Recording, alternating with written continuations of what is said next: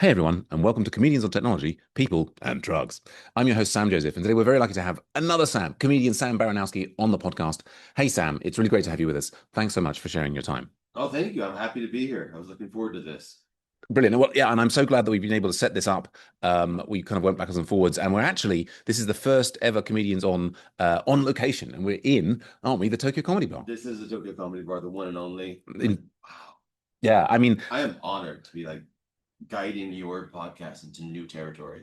and I'm so excited that this very large and chunky remote podcasting thing that I dragged all the way from the UK is getting some use here. It retrospectively makes it all worthwhile. But I'm just happy that, after like an hour of setup, you finally. but me too. Yes, I don't think you mean that like that remarkably short 3 minutes of setup. Easy to mistake that. Time dilates when people are talking to me It for feels some like reason. forever when I.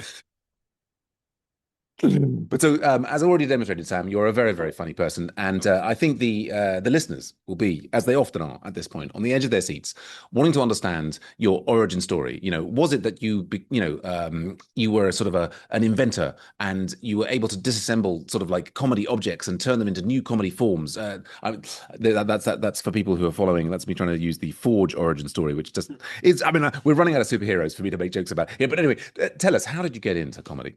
Well, I mean, long time ago in a Mm. country far, far away. Oh yeah. No, I think growing up, comedy was kind of a defense mechanism for me. Oh really? It was, well, yeah, I mean, uh, if one of my parents was in a bad mood, or if I was in a bad situation with people at school or whatever, trying to make people laugh and defuse the situation was Right. essentially my weapon of choice. And if some people would get mad and yell back, I would just try to make people laugh with the dumbest thing I could think of. Right. And that was kind of how I realized that making people laugh, it made me feel good and it made them feel good, and Mm. it just kind of made the situation it made the whole world a better place. Brilliant. Brilliant. But I was in the drama club in high school. Hmm. So I was kind of a ham. I liked entertaining Okay. people. I was one of those theater nerd kids. Right. Uh, if I was young enough, I would have been on the show Glee, definitely. Right. Right. Who said I wasn't? No. Yeah. But yeah, well, so okay, to kind of set it up here, my Sure. origin story. Yeah. In high school, I was in drama club and I was president of the Japanese club. Ooh, a Ooh. little bit of foreshadowing. So I did that, and then I actually never did any stand-up in the US before coming to Japan. Hmm. I Hmm. came to Japan when I was 20 years old. I went to university. We did some plays there. It was Right. fun. I liked it, but I Uh-huh. never thought anything would come of it. Because I know that just performing in Japan is it's a very institutionalized thing. Right. You have to be part of like a Jiva show, like a management office. Okay. And, they control what kind of content you create and all that Mm, stuff. mm, mm. And I didn't want to be part of that. I wanted to, if I did some sort of performance, I wanted to do it myself. Right. But that sounds really bad. No. I wanted to create it myself as well. I wanted to have full Sure. creative control over it. Absolutely. But when I first moved to Tokyo, I thought, there wasn't a big scene for like local theater or anything. No, So sure. what I did find was a local stand-up group. Right. Right. It was run by, someone at the time who I haven't seen in the scene for a long time now. Sure. Dave Gutteridge. I don't know if I can mention names here. Well, I think you can mention names. I know Dave Gutters from when I used to live in Japan. Well, actually, that came up, I think, on which podcast was it? Gosh, I'm forgetting now. Who did we speak to recently?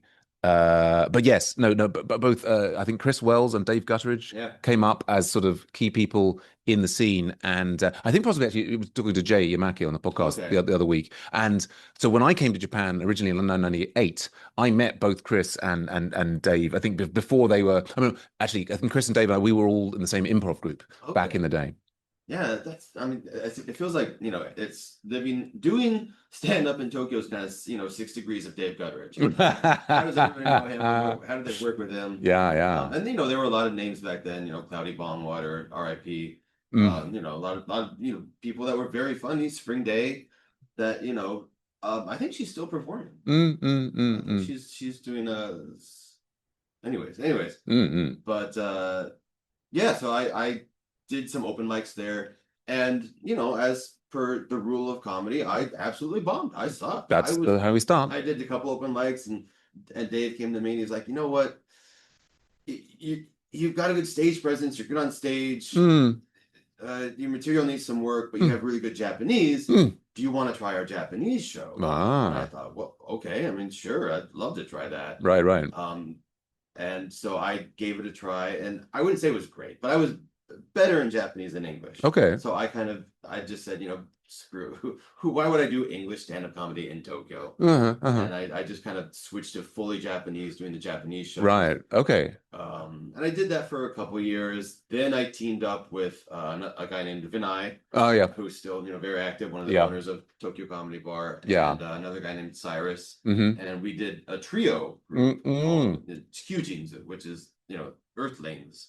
And Right. we just kind of we wrote everything ourselves. There was a little bit before that where we had a producer and he tried to write these really horrible skits for us. Uh-huh, uh-huh. Really, really generic racist skits. Oh, right. I remember there was one great scene where Vinay is an Indian, Indeed so. from American, Yeah. Indian ethnicity, and we were doing this scene where Vinay kind of had this act out bit, and the producer comes up to Vinay and he's like, what would you think about wearing a turban and holding a machine gun? This was Yeah. it was a number of years after like 9/11. Sure, There was sure. that stereotype, and we were all just like, oh God, this is not going to work. Right, right. But yeah, so we kind of branched off, did our own thing for a little while as Skew Jeans. We did it for a couple of years. We had some good shows, but overall it was we just had lives of our own, and it fizzled out. And this is all before Tokyo Comedy Bar, so there wasn't a rate. You were kind of going to different places, and it was yeah. We would just go to like bars, cafes. Right. Like, hey, do you have any space that we can perform? Yeah. But yeah, and so after that, I didn't do much performing after Skew Jeans. I kind of moved away to Izu for a little while. Okay. I lived out in the boonies. Mm-hmm. And during that time, BJ Fox started up Tokyo Comedy Bar here. Right. I would come back once in a while and perform with him. Yeah. And he was very gracious to invite me to shows, and it was a lot of fun. I kind of kept up with it. But it wasn't until I moved back to Tokyo about 4 or 5 years ago. Okay. That I really started to double down and say, okay, this comedy thing is fun. Right. I should really start writing more. Getting into it. So yeah, that's brought us to where we are now. And yeah, fantastic. Well, and just you are fantastically funny. I think both in English and Japanese. I think I don't when I came last year and I was performing in the Japanese shows, it tended to be BJ who was hosting them, and that he's very impressive doing crowd work and as an MC and being very funny in Japanese. And of course now he's moved up to he's leveled up, and every weekend he's off like performing in a different city in Japan. And I think but the two Japanese shows I've done, you've hosted both of them, and I'm similarly kind of agog of like seeing non-Japanese people do something as complex as MCing in Japanese. Very, very impressive. And it's not just the language skills, it's the fact that you are getting great laughs from, and you've got great energy when you're doing the MCing. So it's been a pleasure to perform with you this year. Yeah, it's been great having you on the shows. You bring a really good energy to it. Thanks. No, I appreciate that. That's that's something that's always seen as like the really energetic American. It's nice to have someone that's even more energetic than myself. Yes, it's because I do get that from so I perform a lot in the UK, and people are like, you've got great energy on stage, and it's like, I was going for really funny, but I'll take great energy. It's that's fun. No, it's been great fun doing it in Japanese. And well, thanks for sharing the origin story. I was just going to jump back to different points in it. I mean, that's the thing that you say about using sort of comedy as a defense mechanism. I think is a common story that we hear. One of my comedy heroes, Pete Holmes, talks about very much. Well, it's interesting actually. His slight twist on it is that he talks about sort of comedy as peacemaker, or almost like comedy as distracting. It wasn't so much that I think people were being nasty to him so much as he wanted to distract the family from perhaps a family fight by introducing comedy. Right. And I mean, you were saying like in different situations, some people might get mad or whatever. I mean, I wish I could have that I could claim, yes, I used comedy as a defense mechanism when I was young. I didn't really understand comedy. I just, I used to get upset and cry. I mean, that was my and I kind of, it was the people who were, and once I got a bit bigger, people who were bullying, and they were doing it with words. And I think I was my cross to bear was these very eloquent bullies who made up all of these like, intricate, ways of teasing me, which I won't go into now. You can see that in my stage show. But I think go on. just going back to that point, like Please. I had a lot of ammunition in a sense because my parents, we grew up watching a lot of like Monty Python, Right, and right. so I would just watch all this like really silly, Steve Martin, Yes. The Jerk, those kinds of stuff, Right, right. really really silly fun movies, and Yes. so I had all this kind of ammunition from this stuff that I could just kind of pull up and be like, Brilliant. oh, Mm. quote a line from that and make my mom laugh and be like, Right. okay, situation defused. Here we go. Fantastic. Yeah. No, I mean that sounds like a great place to start from. And yeah, I mean, for me, it was. I mean, I absolutely loved. Not so, Monty Python. I don't know if I understood it. But particularly, I loved like Cheers and Roseanne, and in the UK we got a lot of American comedy, and I sort of love that, which is ironic. But the I think the thing for me is that although I loved to talk and Mm. I loved to perform, like there was something kind of missing in the kind of I couldn't really put together fast enough a response to a person in a situation. I would kind of get overwhelmed by the emotion and the passion and the this, that, and the other. And it's only much later that started to develop. But then, so Right. you mentioned in high school doing the theatre and so on. And I mean, I'd done plays, and then I came back to that when I was in university. I did huge amounts of plays. I didn't even really understand stand-up comedy, and but I absolutely loved the performing. But I'm intrigued. Like, so you say you came to Japan when you were 20, and you studied here at a Japanese university. Is that University, right? is that right? Right. Yeah. Okay. Yeah. So I mean, you're effectively you. Didn't really go out into the workplace in the US. Your kind of like adult life, as it were, has all been in Japan. Is that That's is that right? for the most part. I did Yeah. actually work for a couple of years in the U.S. Right. Okay. But after graduating high school, I actually registered for the local university, Arizona State Oh University. yeah. I went in, I got my student ID, Ah. and then a couple of weeks later, they sent me a tuition bill, and I looked at that and I thought, wait a minute, I have to pay to go to school now? Right. What's Right. this? Yeah. Yeah. I'm not allowed to cuss.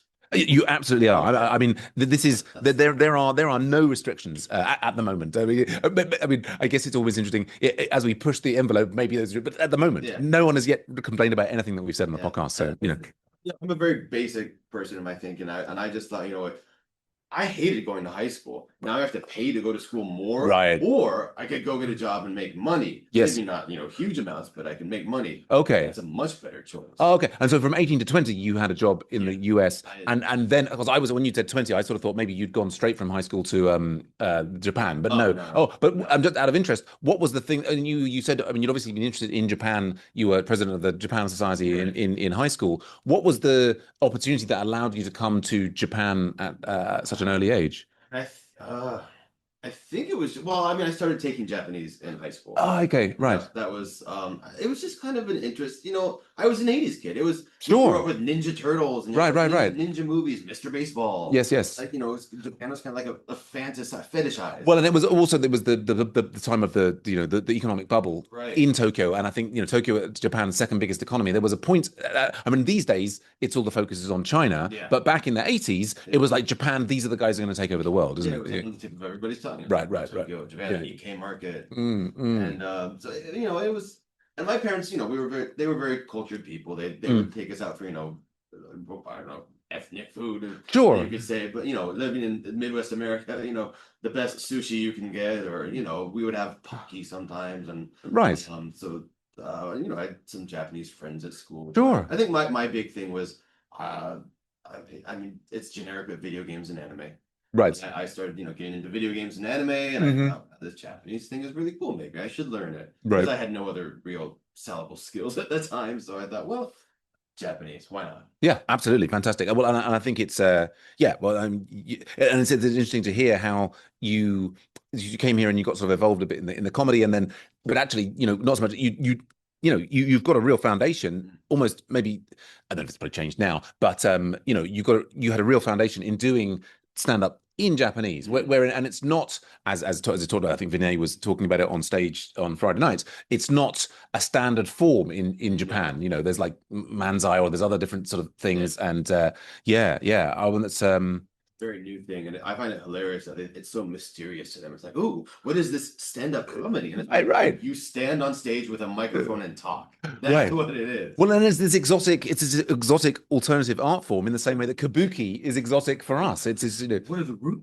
yeah. It's brilliant. And so these days now, you move back to Tokyo, and I mean, so you're presumably perform. I mean, I guess between, I mean, Tokyo Comedy is not the only venue for comedy. I mean, it's the key one, obviously. But so you're performing now many nights of the week. Is the comedy start? I mean, a bit like, I get the sense, particularly as Tokyo Comedy Bar's profile raises and the amount of stuff going on, is comedy taking up a bigger portion of your life? And presumably you probably have other income from other sources. But yeah, what's the balance now at the moment with how Oh, much comedy? I would say right now my life is pretty much dripping with comedy in some sense. Really? Yeah. Or in one sense, because well, my primary job that actually makes money is Yeah. I'm the bar manager here at Tokyo Comedy. I didn't realize. Okay. Yes. Yeah. Yes. So it's my main source of income, and it's also kind of like my job as well to Okay. be involved with it in some way. So there's a lot of the planning and stuff. Of course, being the bar manager, I'm probably the manager that's the most separate from the comedy itself. But then I'm also here because I've been doing comedy. I've been Yeah. a Yeah. DJ for a while. Mm. And yeah, I guess it's kind of a weird thing to say, but I think in terms of the Japanese stand-up community, I'm maybe one of the pillars. Sure. Yes. Yes. I've been doing it for a while, and Yeah. Yeah. at least there of course are other communities that do stand-up comedy. There's Shimizu Hiroshi, Right. and other people that have groups outside that Sure. do a more Japanese version of Mm-hmm. stand-up comedy. Mm-hmm. But the Tokyo Comedy Bar centric community, I think, Right. Right. Right. one of the pillars of the Japanese side of that. Absolutely, yeah. Well, and so there's now, I mean, just potentially for audience listening, I mean, who may be more interested in the English shows than the Japanese shows, but I think that was a thing for me coming last year, is that I think, I mean, I first started coming to Tokyo Comedy Bar about 4 years ago. We're just out of COVID and we still had plastic sheets up to separate us from the audience and so on. And oh yeah, that was such a weird time. Oh man, it was crazy. So weird. Yeah, very, very strange. I got some interesting photos from that. It felt like Inside of a condom. indeed so. It was a bit like you're going to be assassinated anytime. The blood on the audience. But and I'm not sure. I think 4 years ago whether there was any Japanese shows going. Maybe just one a week. But then particularly when I came last year, and I think this is BJ was still performing here, and but he kind of gone viral on TikTok and what have you. And suddenly the Japanese shows were absolutely packed out, and he was like signing autographs at the end of it and this, that, and the other. And so is there, I mean, I've done is it the Saturday Japanese show with you 2 times? Is that what's the balance in Tokyo Comedy Bar now between Japanese and English stand-up number of shows? So we do two like showcase shows per week. There's the Thursday night Baku show, and then there's the Saturday like Japanese Nihongo. So that's the two. So it's gone from one to two. Open mic on Sundays as well. Okay. And the thing is, there's a lot of desire for. There's a lot of people. The number of people that are doing comedy now, the open micers, has increased so much that we don't really have the capacity to take more time to do open mics here. So a lot of people have started their own open mics around Tokyo. Yes, brilliant. It amazes me how much this community has grown in like 2 years. Yes, no, I think that's I mean, when I was coming here like 4 years ago, I did the Last Train Comedy and other like Thursday. There was a lot more open mic where the audience was entirely comedians, and but then also, and to Tokyo Comedy Bar's credits, lots of different kinds of classes and education and different variations of game and John Sabai's kind of like roll for initiative and all just sort of but every night of the week there was something going on, and it's the community has swelled, and as you say now, and then you've got it's gone from wow, what's this weird thing people are doing in the back end of COVID to there's something really big going on, which is fantastic. Yeah. And it was really it was a very sudden explosion. I remember right when I started working here, I talked with BJ and and I said, I really want to get this Japanese stand-up thing going. Let's do this. Can we please do it one show a week? And build it up from there. Let's build our audience. One show a week. Yeah. We can take turns emceeing. Yeah. And we were like, okay. And just shortly after that, he goes viral on TikTok. Right. It starts getting millions of views, and it all just blows up right there. Yes. Well, thank God we started doing the shows every week. Yes. Absolutely. Before that, it was like once a month. Right. And it was a miracle if we had 10 people there. Yeah. It was not a thing. Yeah. Well, I mean, it's very impressive, and it's a model that I would love to emulate in London, where I've got my own comedy club. It's I think that, of course, there's so much more competition in London. I think it's unlikely I'm going to replicate it in the same way, but it's certainly an inspiration, and I'm really excited about it. But so great to hear that origin story. Onto our second question, maybe, Yes. which is about how does technology affect your life and comedy? And as I often say on the podcast, technology can be many different kinds of things. Like using the sort of memory palace to technique to memorize your set is a form of technology. I mean, in some ways, this is a thinly veiled question for me to understand your process. I mean, I love hearing about how comedians develop their comedy, how they sort of like post game analyze it, all of the different things they do, and we are up the wazoo with technology these days, whether it's lapel mics or AIs or what have you. But yeah, I'm really interested to hear about your process and how, if at all, technology affects it. Well, I mean, it does, of course, because the primary method of marketing to people now is, of course, social media, Right, right, right. Instagram, TikTok. So, I mean,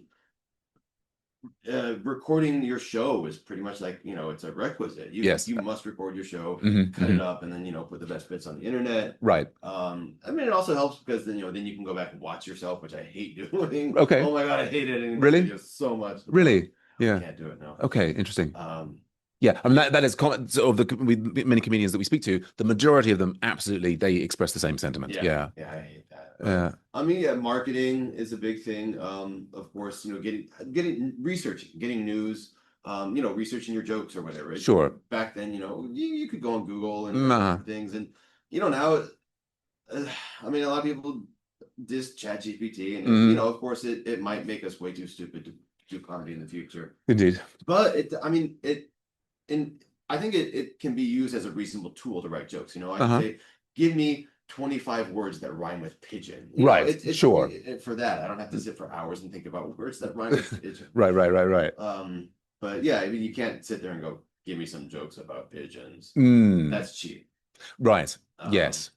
Well, it's in it that I mean, there's interesting things there in that. Yeah, there's very much the concern that if the AI is writing your jokes for you, that's not. I mean, we've gone there's this transition, hasn't there, between at least back in the day in the UK, and you had like music halls and the comedians of the 60s and 70s in working men's clubs would not be telling jokes they'd created themselves. I mean, they might be, but Yeah. there was just a kind of, and the alternative comedy was a move to say, no, look, we have to be honest and original. And then now, absolutely, if people copies a joke, that is like anathema and so on. I mean, in my day job, I'm a kind of an AI engineer, and one of the things I spent a lot of time on is trying to get ChatGPT to be funny. And I mean, I actually have a new approach here, which is called comedy breeder, which involves like basically taking jokes and then breeding them to like make offspring. And I'm actually of the different approaches that I've taken, this one seems to be the most successful. But I totally understand people's sort of and I mean, and I'm not particularly doing that because I feel like I want to be telling AI written jokes on stage, Yeah. but I want to understand comedy as much as I possibly can. And I think if one was able to have an AI comic that generated jokes that were genuinely funny, I think that there would be a level of understanding. I don't know. It's my kind of crazy thing. That's a very interesting concept, actually. Can AI be funny? Right, right.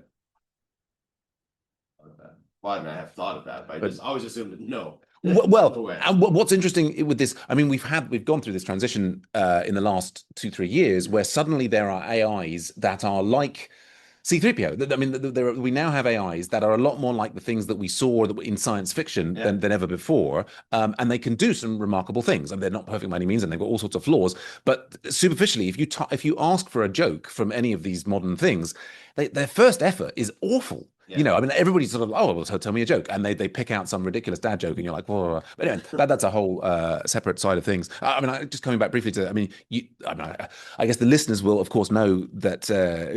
I mean, I ironically, amongst a small number of comedians, absolutely love watching myself back. It's one of the highlights of my day. But so I guess, but you dislike it, but you force yourself to do it in order to learn from that process. Learn, yes, Yeah. I haven't hired anyone to like make clips for me or anything to put online. So No. anything that goes online, You're the one doing it. Yes, yes. And yeah, I mean for me I mean again inspired by this BJ's success, I mean this year I started clipping them up and putting more stuff online, and I think I'm going to be doing more and more of that. I mean whether that's it's clearly worked out very well for BJ. It's an interesting question about, the sort of mental health versus actual, bang for your buck. I mean, this is that. I think all the comedians I talk to, we're all talking about, oh yes, this is the way forward. We must cut up our content and put it out there onto these machines, I guess, to train the ultimate AI. This is the thing, as I wonder, in the same way that, for example, effectively ChatGPT has sort of weaponized all of the shared content on the internet. Like basically there's going to be this new sort of, maybe in like 2 or 3 years we'll have this uber kind of like Terminator that's just so funny. It'll say no, stop, and it'll tell you a joke and you're like, ah, and then it'll kill you. That's maybe the way it's going. Right. But yeah, I mean, are you seeing some dividends from the social media stuff, or is that just you like to tell me more? Absolutely. I mean, and I mean, my social media is doing, I would say, okay. Yeah. I'm not very good at posting, but also, so the Tokyo Comedy Bar has this official Japanese account as well that Right. gets a lot of follows, and sometimes my content ends up on there. Sure. And so yeah, there have been people at shows that have come, and I asked them, how'd you learn about the show today? Like, oh, I saw your video on Okay. Instagram. I'm like, oh yes, Yes. this is Yes. great. This is Yes. great. No. I've been, I think Instagram is kind of, I'm getting into that what the algorithm. So Yeah. some of my videos they do okay, and I get new natural Mm. followers, and yeah, I really should use it a lot better than I Mm, do. mm, mm. But I think every comedian says that every week. Yeah, I mean, it's a isn't it? I mean, it's an ever shifting landscape of what is the algorithm, what am I supposed to do, how am I supposed to behave? I mean, for me, I've started to get comments on TikTok, and some of them have been not completely negative. Some of them have been, and I think I don't know about for you, but for me, doing the comedy is great. Watching myself back, I love. But I think when somebody comes up to you after a show, and particularly if they're not somebody who owes you some money or whatever, like when they say something nice about your performance or the thing that they laughed, or indeed that they saw your video online or whatever, it's just such a lovely feeling, isn't it? Yeah, It's so beautiful. good. I mean, it's essentially it's a drug. They're making people laugh. It's just like Right. straight to the veins. It Mm. really is nice. It's a beautiful thing, and then so on the process. I mean, you were already talking about ChatGPT to help you with finding this. In the process of creating things, are you're taking notes on your phone? I mean, how are you coming up with the material? What's the usual process? Do you find going from thought to joke on stage? Some of it is everyday life. Yeah. I find that it comes to me most when I'm not thinking about it. Like Okay. when I'm just walking Yeah. down the street and I'll see a poster and think, "Man, why do they use that type of phrasing?" Right. And then I'll make a note of it. Not it's a seed of an idea. Could be Sure. something. Sure. Maybe compare it to this or this. Mm, And then I'll think about it later. And then what I found helps the most is talking to people about it. Other comedians. Go out with other comedians. Oh, say, really? all right, so I saw this poster the other day. Isn't this the dumbest thing? Okay. They're like, yeah. I mean, what if it said this instead of this? And it's like, oh, that's really good. So that's Okay. really where that it starts to become something, and then I kind of try to put my spin on it, make it maybe a situation or an act out from it, add a good strong punchline at the end. Brilliant. But honestly, a lot of my process is, some people can just sit down and write and think that's great. But I need to I walk around. I have a microphone in my house. It's not connected to anything. Right. I just walk around and I'm like talking to myself as Sure. I'm on stage. Right. Riffing. No, no, that's not okay. Okay, so what if he says da da da da? Oh, that's okay. That's kind of funny. And then I'll make notes as I'm doing that. Okay. Something about getting my blood flowing, Sure. walking around. Yeah. Helps me a lot. Brilliant. Oh, that's. I mean, it's fascinating to hear. I mean, two things there. One is the communication with the other comics about developing the ideas, and then also the walking around. I mean, I guess are you performing most nights of the week at the moment? No, usually 2 or 3 nights. Okay. Right. So also I'm trying to do English more lately. That's Do more English stand-up. Yeah. English comedy. I know, I'll never be to the level of BJ Fox. No, mate, don't put yourself down. But it's something that I would like to at least have like a strong 10 minutes of English Sure. that I can do. Sure, absolutely. Well, I think, and then that's one of the things that I think we get so excited about with comedy, as you're saying, it's sort of like it's this kind of natural drug of the laughter, and then there's so many infinite different ways in which to get better. I mean, I think as I was saying to my friend the other day, yes, I mean, I think I would love to become a world famous comedian. like the difference between like insanity and just like probably I know that's very unrealistic. Yeah. It's unlikely to happen, but that doesn't stop me wanting to get to become as good as I can in all of the different ways, in all different languages. I mean, it's just and that's also intoxicating. Do you know what I mean? It's like not only is the individual experience of doing it, but somehow that wanting to get better comes packed in with it. Yeah. There's a few people I know who are kind of like, oh yeah, I just do it once a month, and it's kind of like whatever. But the It's a majority, hobby. right. But that seems to be relatively rare. Maybe we just naturally see those people less. But certainly the people that I talk to on the podcast and people that I meet in comedy, blah, blah, blah, we're all kind of like, how can I get more stage time? Like, Yeah. yeah, Yeah. yeah. It, I'm not like I gotta get more stage time, but I do. No, okay. I do want more stage time. But Right. Yes, I yeah, mean, there's different levels of frothing yeah, at yeah. the And mouth. I think Yeah, for me, a lot of it is I kind of go in phases where I'll be like, sometimes I will want more stage time. Sometimes I will want more time to write. yeah, So that I can make more jokes because I get tired of reusing jokes over and over. It's like, sure. oh, I'm doing the champagne joke again, Right. but everybody knows it, but the audience doesn't. I'm No, sure the other comedians do, right. but the audience doesn't. Yes, and that's yeah, it's a common theme we come onto on the podcast. I was just reflecting. I mean, if I go back 2 or 3 years, and I would be performing 2 or 3 times a week, and actually other nights I would be doing not dissimilar to what you were doing, which is walking around at home, or like I mean, I would have a microphone stand and a microphone at home. I would tend to plug that into my iPhone, and I would my back in like 2 years ago, like every night that I wasn't performing in an actual show, I would be going through a set or like riffing or what have you, and then listening it back to it while I put the laundry on or what have you, just like as part of that, trying to develop more and more stuff. The thing that it's switched to now is now in the UK, I perform pretty much every night of the week, either in a live show or in a virtual reality show. And Oh, so I put a headset on, and then I've got an international audience of British and American and European folks, and I can kind of do, like loads of stuff to them, which is, I'm not sure which was that's another thing that I seem to have got addicted to, but yeah, interesting developing the ideas. Yes. God, yeah, all this. Blah, blah, blah. I guess I mean, there's other things we go into there, but the usual tropes related to like those repeating. Well, I guess maybe I will say just briefly on the repeating the material. I mean, this is a big thing I think in the comedy community about how how long do you repeat the same jokes? So like in the UK, usually comedians are doing they're doing their material for the Edinburgh show for the year, and then it's like, right, you've done that, you've taught, you get lucky, you get to tour it, and now it's on to the next thing. And I think from the traditionally in America, they're like, well, you should be working on that stuff for 3-4 more years to get it really just so. And then there are other people at the other end of the spectrum who are like Ross Noble or Rory Scovel, who are doing like sort of made up, they're just like, it's this kind of spontaneous improv comedy and so on. Where do you see yourself on that spectrum between carefully polished jokes and like riffing in the moment? uh, wow. I would say I like having carefully polished jokes. Yeah. I like having that. That's honestly easier for me. I mean, maybe that's like my theater background. Mm. You don't really riff on the stage in theater.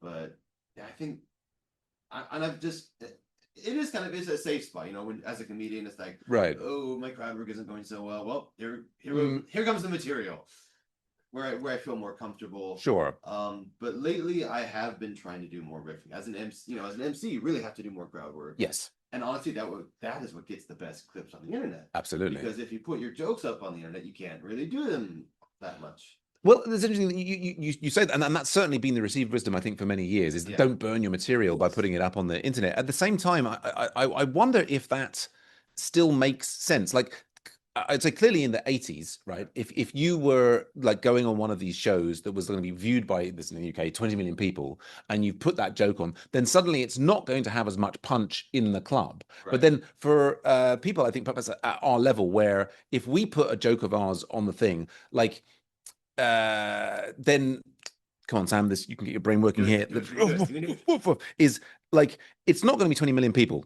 I mean, we'd love 20 million people to see it, but maybe it's going to be like 1,000 or 10,000 or that kind of thing. And in terms of then the gigs that you're doing, like, do you know what I'm saying? The intersection between the people who will see your social media versus the people who are actually in the.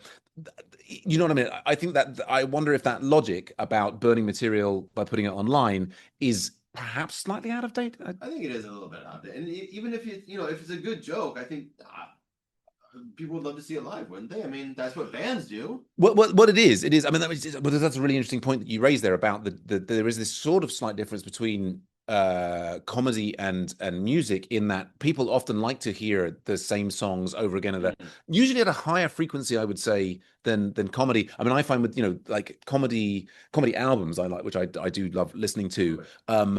I can't, if I listen to them again too soon, it's not as much fun. I need to give Yeah. it some number of months, possibly even a year, before I re-listen. Forget about it a little bit. Yeah, yeah, and that's right. I mean, I guess it's a bit like seeing the same magic trick over. Well, anyway, Yeah. it's yeah. I mean, that it's something I wrestle with, in terms of I kind of, well, I mean, I think this is the other thing, is when I started, this is like my first go at like 21 or what have you. I thought all of it was just being made up, and then it's Really? yeah, and of course then it's incredibly hard to do it like that, and you fall on your face and what have you. The people who do manage to make it up in the moment, that's incredibly exciting for them and wonderful for them. I mean, we're in this weird world in which, people do have extremely polished material, Mm. but they're often presenting it Mm. as if it's just a casual conversation, and that kind of Right. gives it this even greater impact. It's I mean, I go back and forward between how much polishing I want to do, because I mean, you were talking before about getting bored of one's own jokes, versus how much improvisation, because like you say, sometimes I mean, it's great for putting online, but it's also sometimes the crowd work or the improvisational thing is the thing that gets the biggest laugh on the night. So Right. I'm very confused, shall we say, about Well, one thing that I'm very conscious of is that I, even if I do the same joke, I will purposely change up words, just so okay. that I don't have like a set script. I mean, of Yeah, course, there are certain things, punchlines, whatever, yeah, that yeah. you need to have verbatim, but like Mm, the in between, the filler bits, I kind of, to make it seem more natural, so that yes. I have to think about it as I'm saying it. Yes, yes. I try to have that be a little bit more loosey goosey, Yes, yes, yes. so that it makes it more fun for the audience, because it feels like I'm telling a story. I think that's one thing that I compare comedy to a lot, is like the nomikai culture in Japan, going out and drinking with your friends, Yes, just like having or having a beer at the pub or whatever, yes, like going out with your friends, and where you're telling a story, trying to get everybody to laugh. yes. And so you got to make it seem natural. If you're reading a book to them, Mm. you're like, this is really funny, but you're reading it. It's very robotic. You're not really being Yeah. yourself. It I try to do comedy in the same way. Like, I'm at a pub trying to get my friends to have a laugh. Yes. And I think that's been probably BJ Fox's biggest strength, and his crowd work, is that Right. it's just like, he's coming up and talking to you at the pub, Yes. and Yes. people love watching that. It's natural, flows, and Absolutely. And I think it helps people feel relaxed. And I think that's one of the things that people are often suspicious of comedy clubs is, oh no, I'm going into this environment. These people aren't going to be that funny. I'm going to be made fun of. Like, do you know what I mean? yeah, There's a lot of people, I think, who are, perhaps sometimes not unrealistic, but they're afraid of that live experience. And I think that, like you say, with BJ Fox or other great performers who can, and it is yourself, who can make the audience feel at home, then right, suddenly everybody can relax, and suddenly there are new vistas of fun and joy that open up right. going You're further. able It's to have this little position in between performer and fun guy in the group of friends. yeah, absolutely. Somewhere in between. Yeah, no, we had a South African comedian, Laura Kelly, on the podcast recently, and she was talking about being excited to tell this new audience this new story, and that sort of reflected something that was on Pete Holmes' podcast. Is that there's a kind of, it's easy if you're just trotting out the same type of material again and you get bored of it, then the audience is going to lose interest in it. Whereas, like you say, if you can leave it loosey goosey, and if you can be in that mode where it's like, oh, these are my friends, these are these new people that I'm going to tell this exciting and if Yeah. your passion is there, and in the same way that some musicians talk about, they, in order to do a song well, they have to get back into the emotional state that they were originally in when they were first, when they first wrote it and they first performed it, and so on. So it's keeping it all alive, isn't it? Rather than, and because these days everybody can watch a polished show like that's been, encased in amber on Oh yeah. Netflix or what have you. Yeah. It's, this is the way we prove we're still alive and The human. beauty of live entertainment. Absolutely, absolutely. Well, and well, great answers so far. Let's jump on to the next Yeah. question, which is about, which people have had the biggest impact on your life and comedy. And often we find that this question is kind of almost naturally answered as a side effect of the origin story and this, that, and the other. But I've still got it in there in this places. Are there any people that you'd particularly want to shout out as having a big influence, whether in person, from your family, from your friends, or from the comedy, multiverse, and the people who really impacted, the way you want to do comedy? Well, like I said, my family. Well, I mean, Yeah. my parents went through a lot of effort and financial effort as when we were growing up, to make sure that we had cultured. We learned about different cultures. We Right. had to Fantastic. try different Which things. stereotypically, So America yeah, not a big fan of. that's not right. That's not our strength. Um, so yeah, they went through a lot of effort. My brother and my sister actually, my brother's very witty. They're both very academically smart people, whereas Okay. I'm kind of do your own type of thing. I was Mm. the weird kid. I would build things with my hands instead of doing my homework. Oh, okay. I was more about creating stuff, Sure, sure. or drawing comic books or whatever. Wonderful. They were very influential. Also, extended family. My uncle, Mm. there was one specific uncle who he loved wordplay, puns, wordplay, and Right. every time he would come visit, it would just be between my dad, my brother, and me and him, and we were just back and forth, puns, puns, puns, puns, puns. Yes, And I yes. feel that kind of gets your brain into that way of thinking. And I think that's Sure. why even now, when I'm having a conversation with Japanese people, I'll just drop a oyaji gyagu, a Mm. Japanese pun, and I'll be like, Yes, yes. why were you even thinking about that? Uh, Uncle George, that's why.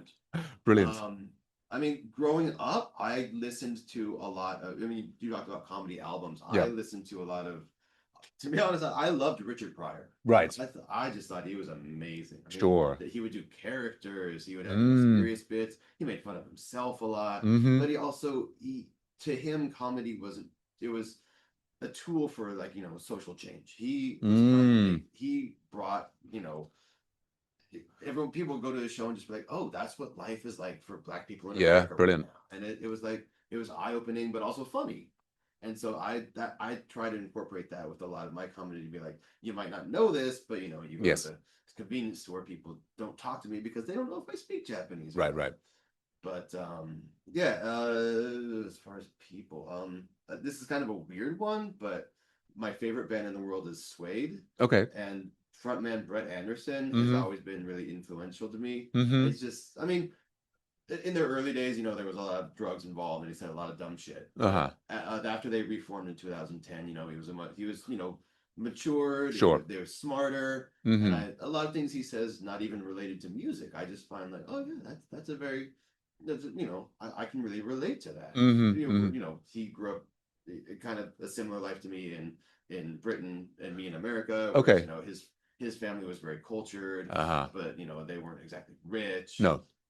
But yeah, in terms of influential people, I guess Yeah, that's great. That's great. No, I don't know. I mean, how many influential people do people usually have? well, I mean, it goes It from. could go on for a while. Sure, sure. Well, I mean, it's your inclination. Like, I think some people we often find they've kind of mentioned the people, and this is like, oh, okay, we'll just move on. But it's yeah, there's no requirement or expectation. Those are wonderful things. I mean, if there are other things that spring to mind, Okay. then fantastic. But don't feel under any obligation to. Yeah. Well, yeah, it's because in the comedy world, people always ask, oh, what comedians do you like? Yeah, Who do you sure, listen to? sure, So sure. nowadays, a lot of I love Kyle Kinane. Yes. Oh, he's great. American Yeah. Kyle Kinane. Oh, I my love his goodness. style of storytelling. Yes. I really kind of want to be like that. I grew up listening, of course, to a lot of Mitch Hedberg. Yeah. Yeah. Very good. Stephen Wright. Stephen Wright. Yeah. Yeah. Deadpan one-liner. Yes. Yes. Classic. Just Yeah. Yeah. because that's a style of comedy that I can't do. So I really respect that. Right. Yes. Yes. Interesting. Yeah. I mean, this is one of the things as well, just changing on the little technology thread, is that the back in the day, I think people talk about growing up and like I had one Steve Martin record and I just listened to that over and over again, and like the accessibility, and like these days on Spotify there is like so many albums, and I had never heard of Carl Kinane. And I mean, there's something weird where like it used to be that they had like the different genres on Spotify, and you could look for different types of jazz and classic and what have you. And there was a comedy genre, but they kind of I don't know unless you know the name of the comedian, it's difficult to get give me a list of all the comedy. And so you kind of, some people put playlists together, like you say, oh, this is British comedians. And so there's this weird sort of like space of, and I've never heard the name Carl Kinane mentioned in the UK. And it was like about 2 or 3 or, no, actually it was before COVID. I just found some of his, like accidentally surfing from one comedian to another. I found Whiskey Icarus and, like I preferred his earlier stuff. Just hysterical. And it's just, that was a real joy discovering all of these amazing, perhaps our bigger names in America quicker and so more readily accessible. But it's another interesting way in which the technology has affected us. I was just in my brain there. I had like two links back to earlier things. One of which was I think in your origin story you were talking about briefly wanting to be in control of the performance and so on, and you were sort of slightly kind of thinking, oh, that sounds bad. I was just, it was connecting in my head to Laura Kelly, who we spoke to, who she also came from a theatre background, and how it was kind of and she's now fully into stand-up, and I think there's that switch between I'm telling somebody else's story to I'm now completely in control. And I mean, I think you probably wouldn't be completely serious, but I think that certainly from where I'm coming from, and the screaming narcissist that I am, like wanting to be in control of your performance and your story and whatever is so totally natural. Oh yeah. From my point of view, and I think that's something to be celebrated. Yeah, and the other connection was to, you mentioned the one-liners and so on, and this is done in the process. I mean, one of the things that which we've talked about on the podcast before, we had Callum Mackenzie on recently, and he got from one comedy course in the UK, is this sort of certain sorts of routine. And of course, I think Jerry Seinfeld, famous for the like the construction workers. I need to get up and do it I need to write every day, or these sort of things. I mean, I'm in this. I've been doing it for like 6 months now. I write 10 effectively one-liners. I mean, calling them jokes is a strong word, but I do that every day. Do you? I mean, are you? Is there? I mean, it sounds to me from what you described so far is that you're chatting to comedian friends, you're having ideas, you write them down, you do.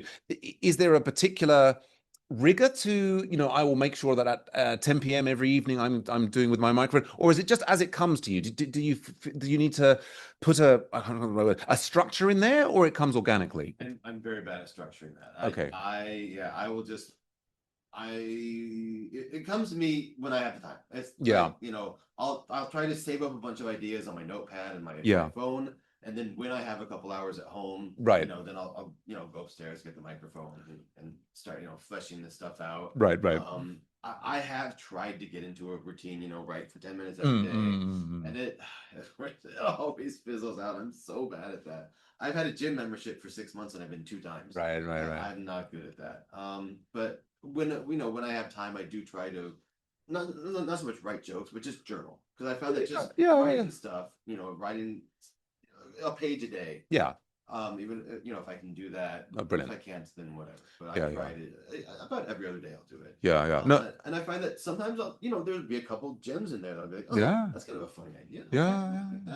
Yeah, absolutely. And I guess, I mean, I think from the beginning, I've always been a bit of a, if I get into a routine, I end up sticking with it. I have the opposite problem that, like, for example, if I start exercising, I will do it until I injure myself. This is, I mean, people will say, oh, what a great problem to have. It's like, well, I tend to overdo it. But it sounds like from given that you're. I'm glad you stopped drinking. Well, mate, you don't have no idea.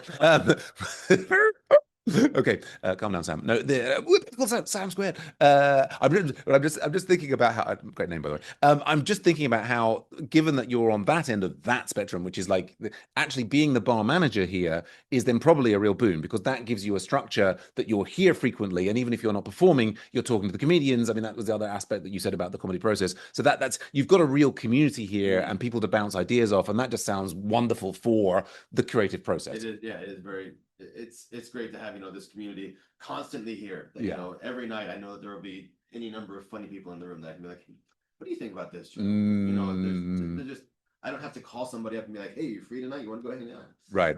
Which is, and so in the UK, I mean, I think one of the big differences at London and Tokyo is, I mean, you've this great community and burgeoning and getting bigger and bigger here. In London, it's kind of, I mean, similarly for New York and Los Angeles and so on, it's in like there are dozens every night of mics. There are literally, I mean, there are more people wanting to perform comedy, tens of thousands, than there are actually people wanting to watch comedy. And so it's like, always tell them a joke. There in my act out, I've lost what I was talking about. No, that's right. There is a kind of thing of, I know many comedians in the UK get involved in sort of writing partnerships where they meet up and go for coffee together and so on. And I guess I've sort of, for me, sometimes it's a kind of like, I'm a little bit worried about, like, there's then that joke ownership thing. Like if I'm kind of I don't know. I would love to have more comedy buddies who we can like regularly chat backwards and forwards. Anyway, yeah. Again, I'm inspired by the community that Tokyo Comedy Bar has created to see if I can kind of do that. As you know, for example, there's Angel Comedy in the UK, which BJ is a big fan of, and there was a group of comedians, and they a bit like here, they went and the comedians got together and bought their own pub, Oh, and okay. then now turned it into a comedy venue, and it's just, I mean, it's a little bit further away from where I am in London, but it's a fantastic, Wow. fantastic thing. That's inspiring. Yeah. You love it so much that Yeah, and it you just make something. well, and yeah, and I see a huge parallel with there. I mean, that's the big difference between somebody who's not necessarily a comedian who's running a comedy venue for profit versus a group of comedians saying, getting together, we love this, let's do this as a collaborative enterprise is just fantastic, isn't it? It's but you know, time, which you're being so generous with. Let's leap on to, if we can, the Oh, last couple of questions. Forward. The penultimate question: drugs. How do they affect your perception of reality? And my disclaimer, of course, is that when I use the word drug, I'm using it in the broad sense of any substance. Like, it doesn't necessarily. I think in the UK, you say that word. And probably in many places, probably in America as well, it makes you think of things that are illegal. Almost everything's illegal here. But of course, caffeine, alcohol, extract of potatoes. These are all different kinds of substances. Do they affect your creative process, your perception of reality, or are you a if clean as if the they didn't affect my perception of reality, I wouldn't take them. That's well well, yeah. I mean, and of course, anyone that takes any sort of substance knows that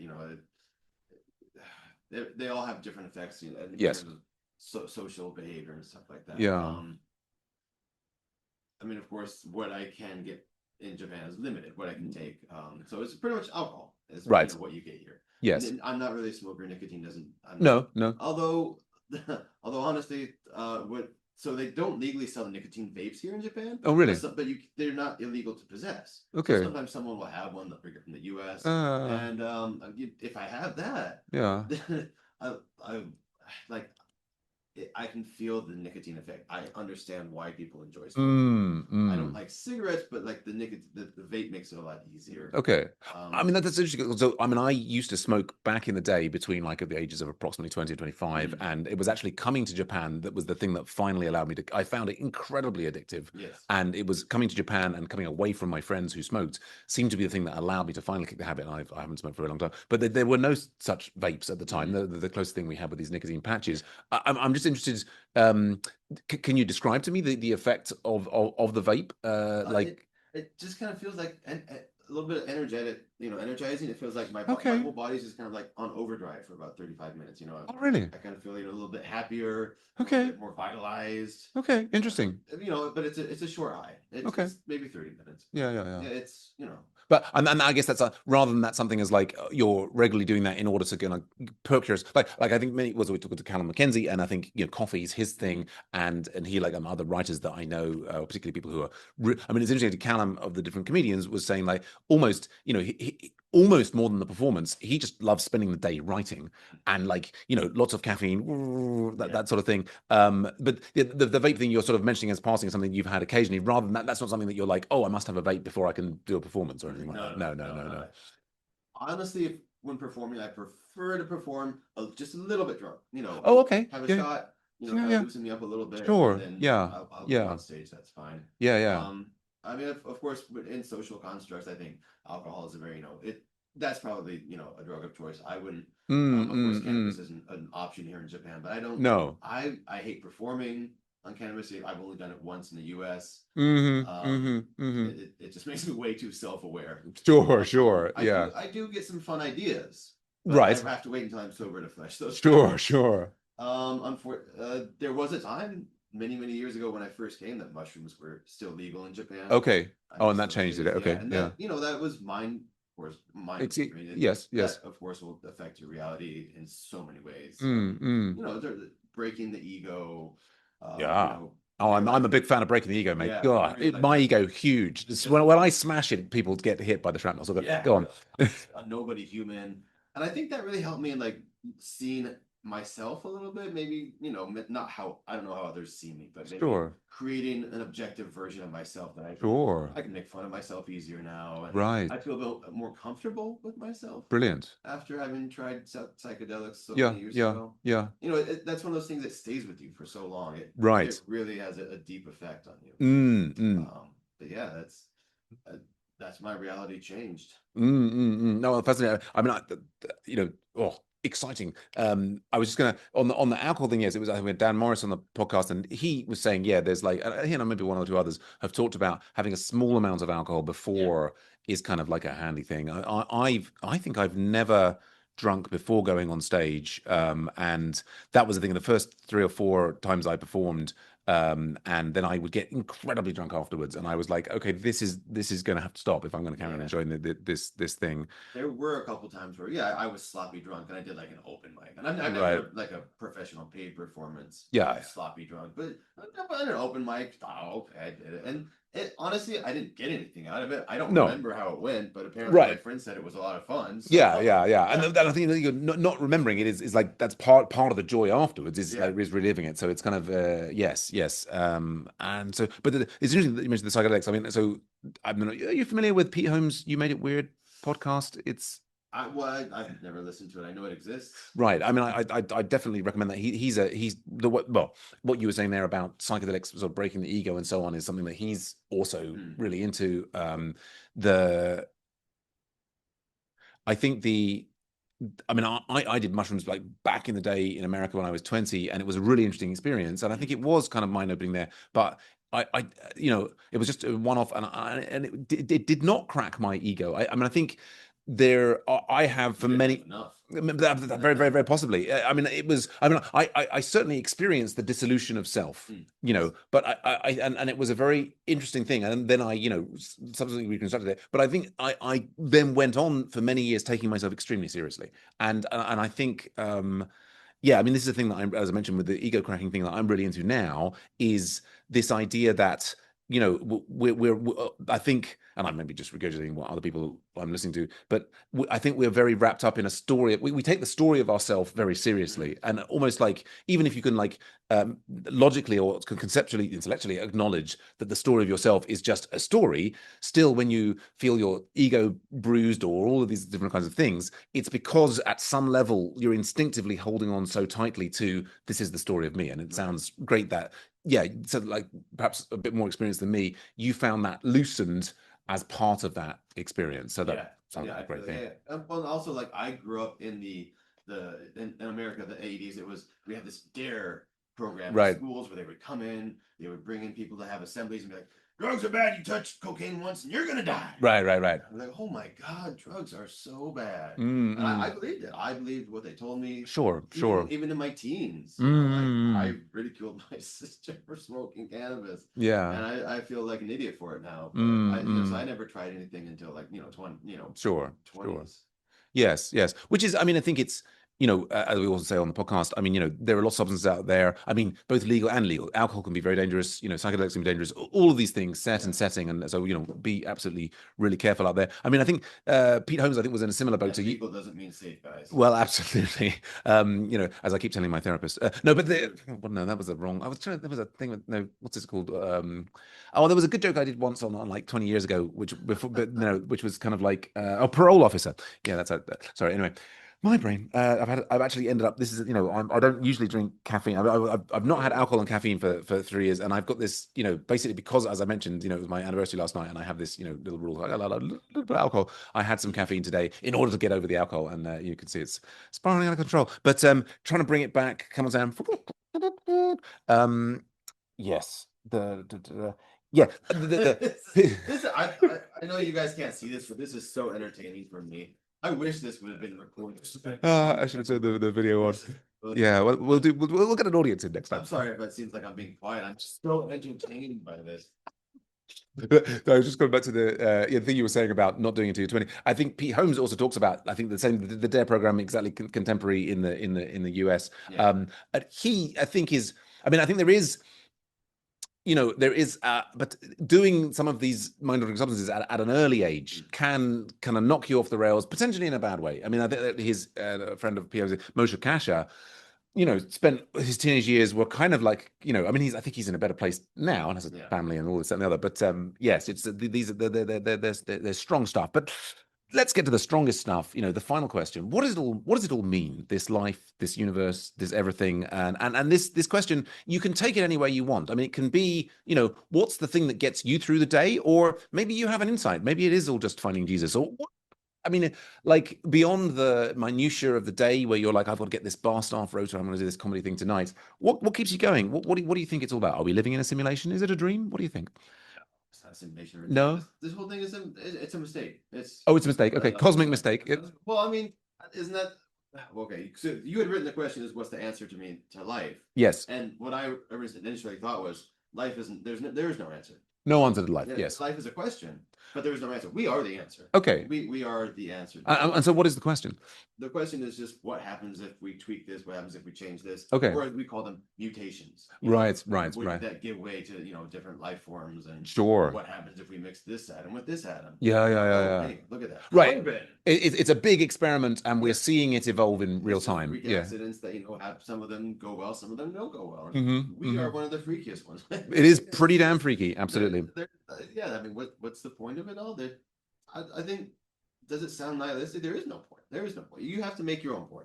Right. The answer is you do what you want to do. Right. Don't sit there and wonder what the answer is. Just you make your own meaning. Yeah. Yes. Yeah. It's just like find something you want to do. Don't think about why you're doing it. Just keep doing it. Right. Don't think, why am I writing jokes? What is this for? Think about, how can I make it funnier? How can I make it better? Set a new standard that people, in the future, if there's a future, I don't know what's going to happen. Who knows?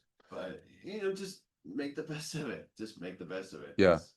Who knows what's going to happen?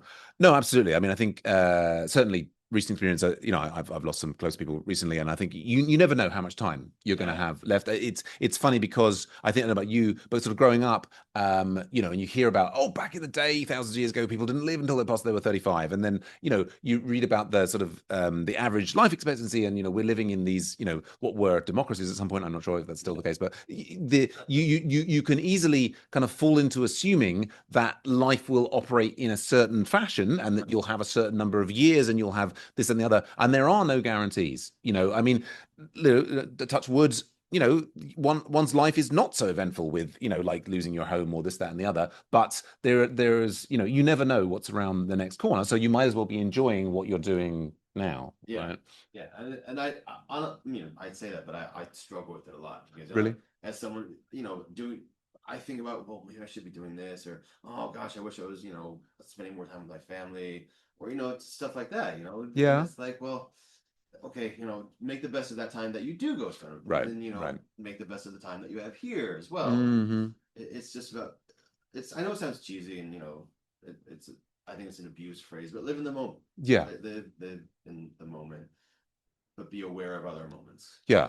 And just try to make the world a better place. Make some people laugh. Yeah, no, I mean it's beautiful. I mean it resonates, I think, with not all, but several comedians we've spoke to have expressed similar sentiments, and it's wonderful. Just out of interest, is that kind of like a sort of a mental position that you've arrived at just through the kind of like the process? Has there been was there a religious upbringing? Did you encounter a guru? I mean, anything that went on to bring you to that place, or it's just religion wise? No. So my family's, my dad is a non-practicing Catholic. My mom is she's been in a lot of things. Now she's mostly Tibetan Buddhism. Oh, cool. But growing up, like they just said, do what you want to do. You find your own path. And you want to go to church with your friends? Sure, we'll take you. We'll be happy to. I remember there's a story once where I was a very easy what malleable, what is the word? Someone sure. Impressionable. Impressionable, there you go. Yeah. And I went to church with my friends, and the staff kind of pulled me aside and they said, hey, Sam, you're having a good time, right? Do you want to spend more time with your friends, right? Oh yeah, I do. Well, how about you let Jesus into your heart? And I just thought, well, that means I'll get to spend time with my friends. Right, yeah. And so I was like, sure. And but of course they had to call my mom to get permission. So they called my mom to get permission, and she goes, I need to talk to him. Just let me go talk to him real quick. Yeah. And then we'll decide. And so she comes to the church, And she pulls me aside and she's like, "Now, Sam, you know what this means, right? You're gonna have to come here every week. You're gonna have to pray with them. This means that you're gonna be part of their community. Is that what you want to do?" And I Mm. said, "No, I just want to hang out with my friends every week." Yeah, And she yeah. goes, "Okay, that there we go. That's the rub." And so that I almost got Mm, involved with the church, but mm, no, mm. it. I mean, uh, I know it's a phrase that people hate, but I think I'm spiritual but not religious. And Sure. I believe that there is, something beyond the physical human Oh, form. I okay. believe in, whatever, that humans have souls. Okay. I don't believe in a conscious deity that makes decisions and Hmm, wipes hmm. out, entire swaths of humanity Right. at all. I No. believe that there's no conscious thing guiding us. I think life is just a flow that happens. Hmm, It's hmm. a river, Right. I guess. I I try not to think about it too much because I confuse myself, and I'm Okay. easily confused. Well, and I think it is by its nature fundamentally confusing. I mean, I think there are some strands there. Like when you mentioned your mother is Tibetan Buddhism, I'm a huge fan of Buddhism. I mean, I had no real like my parents like were not religious Mm, at all, and they weren't anti-religious particularly. I mean, I come from a very academic background, and yeah, I mean, it was sort of like science was seen as this is the thing and the way to make the world just better, like and this guy.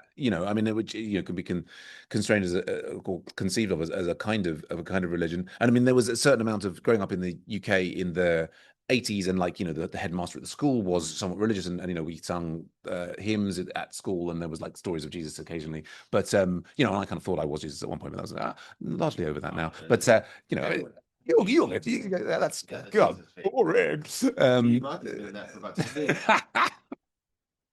Good Except stuff. Jay. Yeah, Jay. But I'm really interested to. No, Jay's so funny. You mentioned yes, believing in the souls and there being something else. I mean, I have kind of, I think I've gone through a stage of like, thinking as a science, oh, you poor deluded religious people, Mm, and then going through like as I got a bit older, like okay, life is really hard, and if religion gets you through the day. I mean, I think I kind of I mean, I don't know if it's actually true. I mean, we kind of put a lot of the evils of human behavior at the door of religion. I mean, whether mm, is it just an excuse or window dressing or what happens to be.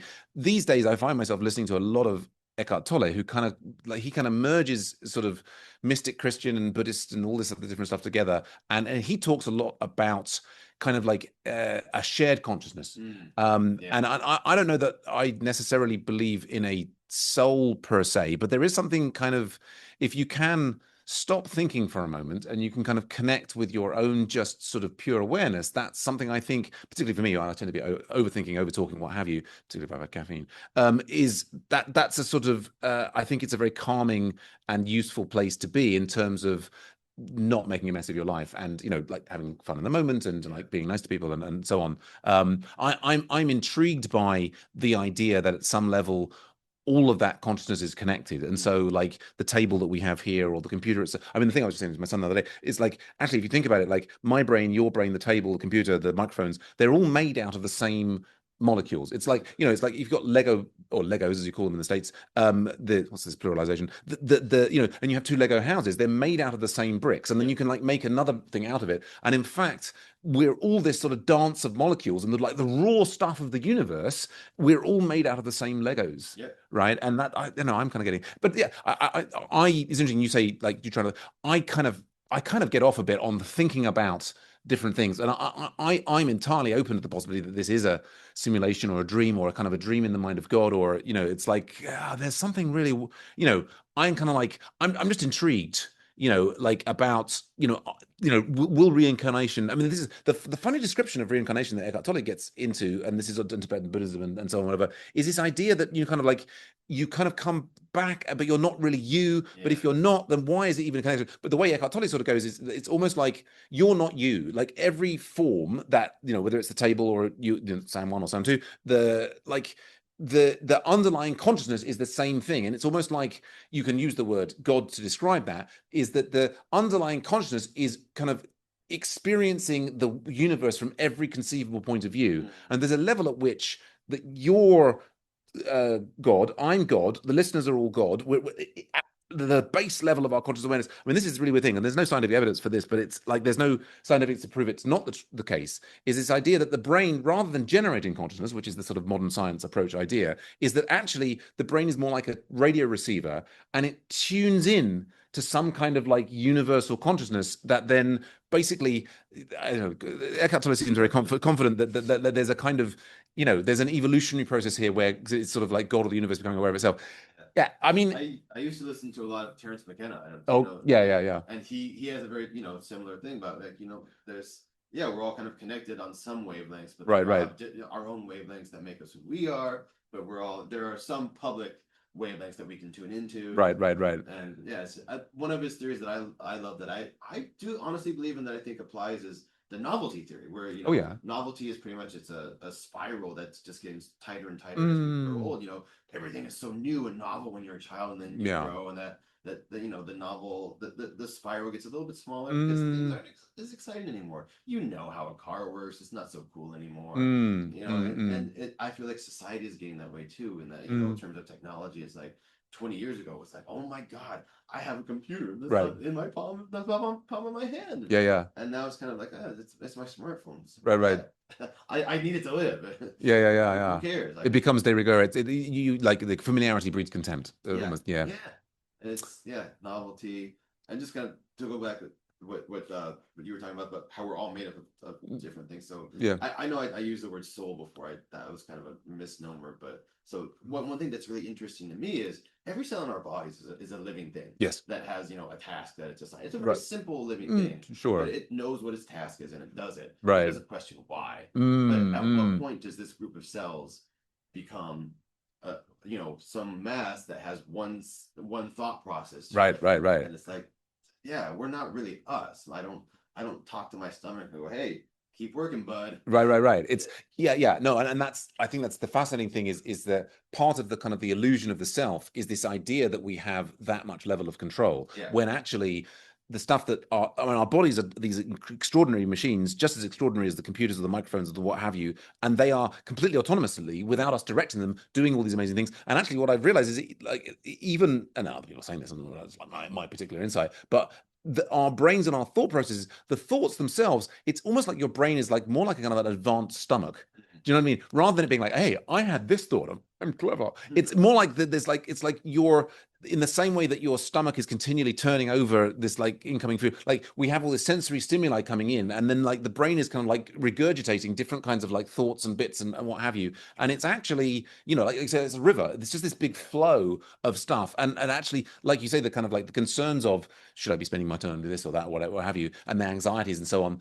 If one starts to like just lean back and float in the river and it like enjoy the moment and so on, then those anxieties can become less of an issue and everybody can be a bit happier. So Totally agree. Good stuff, dude. Oh, far out, man. I'm having great fun. We could. Far out enough. I'm going to encourage the listeners, like we want comments, and we've got the Facebook group. I think you can comment directly on the Spotify podcast. Tell us what you think. Get involved in the conversation and tell us maybe we should have gone further. Maybe we should just stop. Open to input of all kinds. For today's podcast, stop talking. We're not forcing these people to listen. Anyway, so Sam, it's been a joy. It's like I've been talking to another Sam. It's like I'm talking to myself. Actually, it's almost like you're me.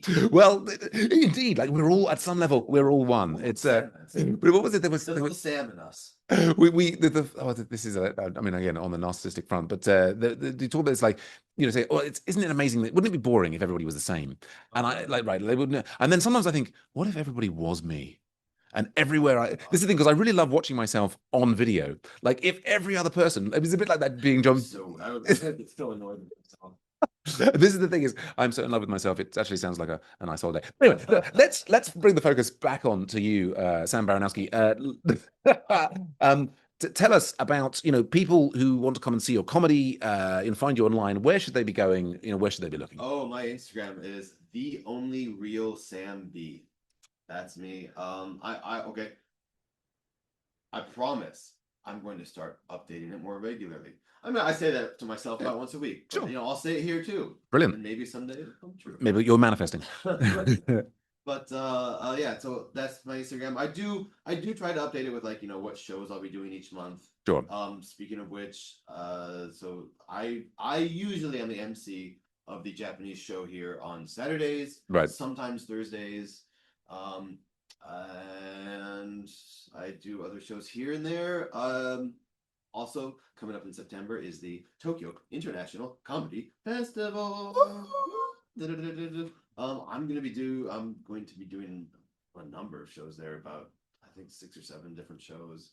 One of which I'm a little bit nervous about Oh yeah. because we're doing a Shimoneta festival, or like, a dirty joke show in Japanese, which Ooh. we've never done before. Okay. There is actually, so you know Tatsuya, the Japanese comedy producer, Yes. he's actually said in the past, please, you guys don't do dirty jokes, Uh, because they're really either hit or miss with Japanese sure. audiences. They'll do Sure. really well, or they're just like, Yeah. Yeah. ew. Right. So we're Sure. gonna do a whole show of dirty jokes. I am the MC of that, so I'm a little bit nervous, but Sure. I'm really looking forward to it. I'm trying to dig up my promiscuous past and find some fun Right. stories. Fantastic. Well, you're pushing the envelope there. It's like, there are so many different types of comedy, and you're introducing new ways of doing things to the, and it could be amazing, could be, who knows, but that's Yeah. you're pushing the envelope, which is It's fantastic. it's gonna be fun one way or another. Absolutely. For the wrong reason. But yeah, so yeah, please check it out at the Tokyo Comedy Bar homepage. The Tokyo International Comedy Festival. Woo! It's our second one. There's a lot of work going into it. It's I think 60 shows at this point, Mm, 9 different venues, amazing. 3 different languages. We're bringing in a lot of big talent. It's gonna be fun. It's gonna be fun. Fantastic. Absolutely. Can you laugh too much in your lifetime? Let's find out. Yeah, absolutely. Brilliant. Wonderful. And yeah, we'll get all the links in the show notes. And well, thanks everyone. And remember, you can help support comedians on technology, people, and drugs by going to patreon.com/comedians where any level of support will help us continue to produce this show. I don't think anybody's given us any support so far, so you could be the first. But yeah, it's it's the cost of living crisis, I think, around the world, inflation. If you can't share the cold hard cash, why not share your thoughts and feelings? As we mentioned, on Facebook, on Spotify, we would love to hear from you. Or at least some toxic comments. I mean, really, any engagement. That's the thing. People talk. I've got some like sort of negative comments on TikTok, and I kind of like really enjoyed like kind of like the back and forth, the riposte, the to and fro. It's look at me, look at me. It's not about my parents at all. Anyway, no, but so we look forward to being in your ears again real soon. Last word to the fantastic guest we've had today, Sam Baranowski. Thank you. I'm gonna finish with so in Japanese there's a word called otsukare-sama desu, which is like what you say to people at the end of a work day or whatever. It just means like, hey, thanks for your hard work. I did a solo comedy show back in May, and it's kind of because not really a brand, but it's kind of my thematic word is otsukare-samu desu. So I threw my Japanese name on the end of it. So everybody, otsukare-samu desu.